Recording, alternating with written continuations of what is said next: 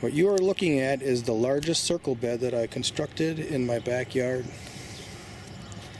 And I'm going to tell you a little bit about it. First of all, the reason for the circle bed is because in the center I'm applying kitchen discards, and I did this last year. You can see there's still some in there. And this, you can see all the soil life all scurrying away. What this is doing, well, there's a bunch of cheer in there. That's what the black stuff was, the cheer leaves. What this is doing is it's attracting soil life. Soil life is eating and it's secreting, and those secretions are the food for the garden crops that I'm planting around the bed on the outside of that center mulch pile. Got that idea from Bill Mollison. He talked about it just briefly during a permaculture design course he was teaching. And he was referring to a fellow by the name of Langham from Argentina. He was using these to grow sesame for some pollination reasons. But I've adapted this to the backyard, to the garden, because I want to plant crops biointensively. And biointensively, I mean very close together and not having to use chemicals to feed the crops. And this is a way that I can get these mulch pits close to the crops, and I can plant the crops in a more denser fashion. And also I'm mixing them up. In this particular one I planted 30-day radishes. In 30 days, or it's been 3-4 days ago now, so less than 30 days I'll be eating radishes out of this bed. And then I also planted climbing peas.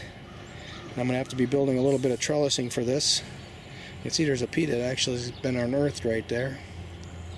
I have to push it back into the soil. And then finally, the third crop is skirret. That is skirret. I've got a lot of videos on skirret up on YouTube. You can just type in the word Rick Larson, or the name Rick Larson with the word skirret, S-K-I-R-R-E-T, and you'll find those videos. This is an ancient Asian crop, and it was used by Europeans extensively before potatoes came into Europe. And I tell you, I've been having some really good experiences with skirret, and a very delicious, almost a delicacy kind of a crop.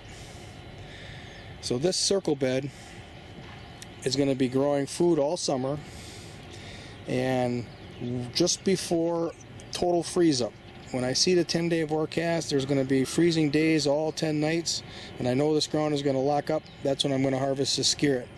It's going to give me a fresh crop into winter for a couple of weeks, maybe 2, maybe 3 weeks. If I'm careful with it, maybe a month, because it'll last a month if I put it into some potting soil, into a pot in the basement. I actually did that last winter, and I think it lasted for a month and a half before it started getting soft.